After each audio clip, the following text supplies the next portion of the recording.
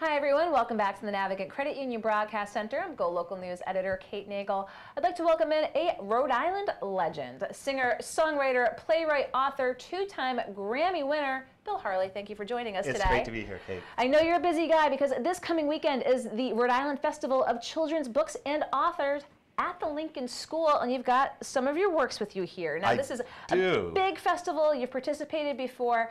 What's this weekend going to be like for parents and kids who want to go? Well, we can talk about the play on Friday night in a little bit, but Saturday, all day, there are some of the best authors in the country. Children's authors are going to be there, and each one of them is going to be given a talk to both parents and kids about how they write their books. Everybody's got their own little dog and pony show, you know, about what they do. And the books will be there for sale, and you can get the book signed. You know, I remember when I had my book signed when I was a kid, and it's just one of those really great things. So it's just really an incredible assemblage of authors, and this great thing where everybody's there to support reading, and I love going there. It's a great festival. We featured it here on GoLocal already this week. How many titles do you have under your belt, Bill? I'm not sure. I think 16. You lose count, but you know, they go back. Because, as you know, Kate, I've been doing this for a while. I do know. I actually told stories for years before I started to do books. But actually, my mom was a kid's author. So, but I've had, not all of them are in print, but there's maybe 10 or 12 of them still in print. Yeah. And you've brought some of your favorites here. Before we get to Charlie Bumpers, because that's a unique new offering from Bill Harley and others here in the state, let's talk about some of the books that will be with you this weekend. And Dirty Joe, the Pirate. He says a true story. That was my editor. She thought that was funny. Yeah, this is actually, I wrote this a number of years ago. I said, you know, you kind of set little goals for yourself and said, for the next month I'm going to write a poem every day. And I didn't know what was going to happen. And that one kind of fell out one day. Then it sat on my computer for a long time. And editor I worked at with HarperCollins said, well, what else do you got? And I sent her 200 poems. And she said, let's make that into a book. And it's a horrible story about a pirate who steals socks. And he's doing fine. It's in verse. Out upon the briny deep where the wild and wet winds blow, there lived a cruel and evil man, the pirate Dirty Joe. He sailed upon the scummiest craft that ever left the docks. He roamed the world in 7 seas in search of dirty socks. And he's doing pretty well until he runs into a pirate that steals underwear. And you know, one of your hallmarks is, you know, with your humor, the irreverence, and a fascination with socks. You know, people have pointed that out to me, and I wasn't really, it's like one of those things where somebody else has to tell you. Yeah. You know, read, like a deep reading of my work. Socks and shoes too, actually. There's sneakers end up in a lot of my stories. I don't know, I think, you know, kids' worlds are, you know, kind of small and they're really immediate. And how many times, and you can remember as a kid, like sitting on your bed and either peeling off your socks or putting on your socks or looking in your desk drawer for a new pair of socks. So I don't know. There you go. There's just something universal and immediate. And as you said, that small world of children and Dirty Joe. Yeah.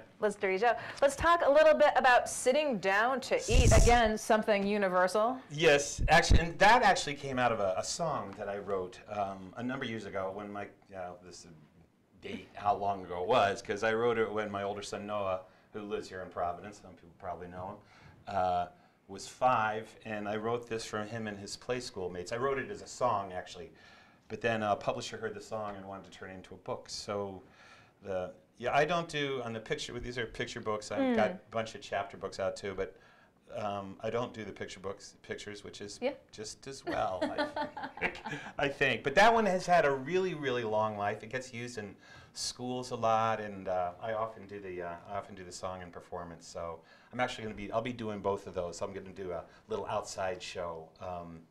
If it's not raining, like it is, I'll be doing an outside show at some point Saturday afternoon, so I'll be doing both of those things. Doing both of them. And let's tack a little bit here. You've got the CD with you with your Play It Again, the favorite songs, and the one new story. Yeah, that's not my newest, actually, if you take a close look. It's sort of new, a little bit older story. No, if you take a close look at it, you'll see I'm younger. I have 37 recordings. This was totally recent. Look at the picture. No, not so much. Not so much. Missing the hair, but it's dark. Yeah, okay. So that is actually a compilation of a bunch of songs that I've sung for years and years and years. Some of you may know them, like "You're in Trouble" and "50 Ways to Fool Your Mother" and "Dad Threw the TV Out the Window" and "Black Socks." Black Socks, never get dirty. Yeah. Now you're showing yourself. Yeah, I'm showing my age too. Yeah. So I wanted to segue a little bit. The Grammy Awards. Yeah. What's it like to be a Grammy Award-winning artist? Well, you know, I've been 6 or 7 times, so it's really horrible. The fact of the matter is, no. To get over with. No, I've got to. Well, actually, I have 2 recordings this year, and we didn't even submit them because it's like other people can win. And so, but I have won 2 times, and the first couple times you go, you can't believe you're there, especially because, I mean, this is our label. Like, our recordings are in my basement, right? As in, we're not talking Warner Brothers or MCA or whatever, you know? So it was amazing to me, like, there was enough people in the industry that liked me, you know? And then the other thing that happens is I went 3 times before I won, and so a friend of mine went before I went. He said, "Bill, if you win, don't go like, oh my God, I can't believe I won, I can't believe I won." He said, "That's so fake, I hate it when people do that." So guess what happens when you do, when they call your name. You go, oh my God, and then you go up there. So the other thing there's a funny story about that. I think it was the first time I won. It was for children's recordings, and Gwyneth Paltrow was nominated for something she did. We call people who work with kids, we'll call them carpetbaggers. The adults who come in and go, oh, I think I'm a kid. So anyway, but she didn't win. But she was backstage. She was, because she had introduced something, and she was kind of waiting to come out. And then, you know, I won. And then after you win, they take you backstage, and then you go through this whole phalanx of one media thing after another, and you stand on stage, and people ask you questions. Okay, so they took me to the first one. There's like, you know, 50 reporters. I go, any questions for Bill Harley? He won the blah blah blah. Nothing. The next one, another 50 seconds. Any questions? No, nothing. So, don't you have anything to ask me? No, it's like, this is like just after you win. It's like, we're not really caring. And then finally some guy goes, how did it feel to beat Gwyneth Paltrow? And I said, well, I guess it's not a beauty contest, okay? So the next day, we're still in Los Angeles. A friend of mine from New York says, Bill, you're in the New York Post. It says, Gwyneth Paltrow lost her first Grammy nomination to veteran children's performer Bill Harley when asked how it felt. The balding, middle-aged storyteller said, that's what he said. So that was my 15 minutes. So be careful what you wish for. You're just going to call it. But I mean, it's a huge accolade. It was great. No, it is. Honor. No, it is. And you know, it didn't make a difference in terms of, like, I mean, you don't make any money from it. You know, it's not this huge, but as a calling card, you know, it's pretty great. Grammy Award winning. Yeah. You might know me. You might know me from the Grammys. It works at cocktail parties until you want it for a children's recording, and then they kind of go off someplace else. Now, is there video for posterity of you receiving the award going up? I mean, do you watch it on repeat? No, I don't know that. But they took some really bad pictures, which are still out there on the internet of, like, they got me to mug, and my wife. I hate pictures that last forever on the internet because they do. Yeah. It's like, I shouldn't have done that. Well, I had to segue to the musical portion of it. We do have another book before we get to the play portion of it. But let's talk about Lost and Found. Yeah, that actually, this is illustrated by Adam Gustafson. And I wrote this book because, so one day, my son Dylan, who's grown now, he came out of school, and he was not wearing his hat. He was wearing this really ugly, and he was in middle school, so this explains a whole lot. This really ugly, nasty, grody orange stocking cap. And I said, where's your hat? And I said, I lost it. I said, where'd you get it? He said, that one. I said, I got it from the Lost and Found. And I said, Dylan, you can't just take other people's hats, and these, you know. That's what middle schoolers do, nobody Dad. Nobody cares, Dad. So the next day, before he comes out, his friend comes out wearing his hat, Dylan's hat. I said, hey, Harris, get over here, right? That's Dylan's hat. Where's he over here? And he said, oh, I didn't know. At which point, Dylan comes out, and Harris says, hey, that's my hat. And I said, you guys trade. And they said, no, we like these hats, because they were middle schoolers. So anyway, I was thinking about the Lost and Found box. So this is an absolutely enormous Lost and Found box that Adam drew, and it's about this kid who's lost his hat. His grandmother made the hat, so he has to find it, but he's afraid of the custodian because he was terrifying. And but he becomes friends with the custodian as they go down through hundreds of years of lost things, like Greek statues and dinosaur bones and stuff like that. So that's that, and that's teachers seem to like that one. So before we get to Charlie Bumpers and the play at the GAM, I do want to ask you, because we have noted illustrator Bob Alley, R.W. Alley. The illustrator, as you may see watching now every week on GoLocal, provides a political cartoon. He illustrates Paddington Bear. Let's talk about the illustration process when you partner up and your publisher says, here's you, and you've probably got this vision of sort of what these characters and quirks look like. I mean, what's that process like when you're like, no, I really think he's supposed to kind of look like this, he's not really supposed to look like that, or like, oh my God, you know me. I mean, yeah, the process is you get to shut up. Really? They're like, yeah, this is the illustrator we picked for you and you're going to like it? Yeah, and you might get a little input. I mean, if I was like extraordinarily famous, I might be able to choose something. But mostly, it's like, this is who we like. Do you like them? And I'll go, eh. Or I'll go, this is great. Yeah. But they do care about what I think. And sometimes I can tweak it a little bit. And then, by and large, the editor does not want you to talk. Like Bob actually has done, he did one of my picture books, a Christmas book, and he's also illustrated a couple of my CD covers, but the editor knew that, and she said, I don't care how close you guys live, I don't care if you have each other's phone numbers, do not talk to them.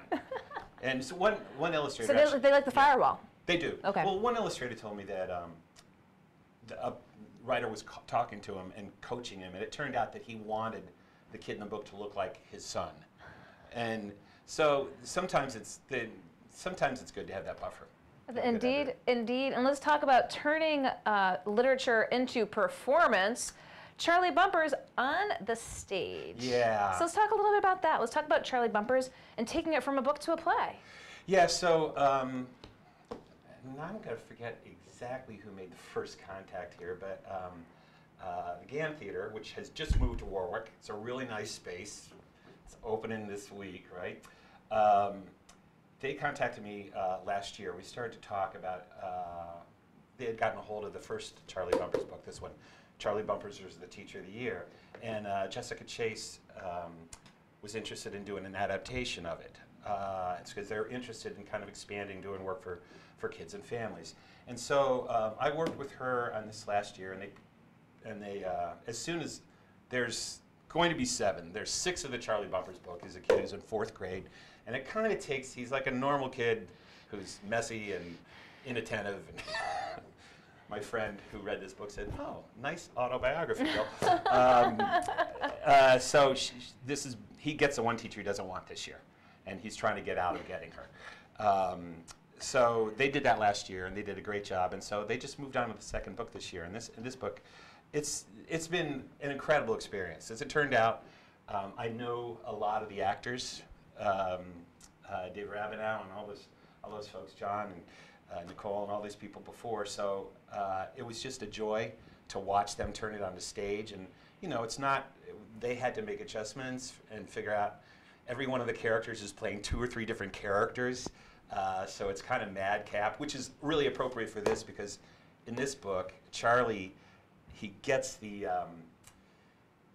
role in this class play that he does not want. He's supposed to be the nice. I see a recurring theme. Yeah, I know. Well, that is actually basically. Yeah. Is this your childhood? It's never been happy. No, but it's just like things are never what you think they are. Actually, because if you think about it with kids' lives, we're always asking them to do things. It's like, go stand over there with those 25 people you don't know. But I don't know, get over here, it's fine. Well, most adults, you did that, they say, can I take a glass of wine with me, right? But exactly. I'll be fine, but kids, not so much. They're like, why am I doing this? Yeah, so anyway, so they've turned this into a play, and it's opening Friday night at the book festival. It actually ran first time on Monday on the holiday, but this is kind of the premiere of it. The big premiere and this weekend. It's at 6 o'clock at Lincoln School, and it's really funny. It might even be funnier than the book. It's just hilarious because of people who are acting it out. It's just great. So Friday night, you're going to see Charlie Bumpers at Lincoln, the Festival of Children's Authors, excuse me, children's books and authors. So books, music, speaking, plays. What haven't you done that is there any other box to check off? Probably. Movies?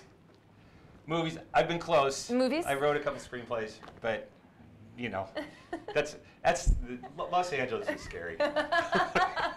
I've heard. It's scary out there. Yeah. But honestly, I have friends in New York and I have friends in Los Angeles and Nashville. But my wife Deb and I, and Debbie's my manager. We work really closely.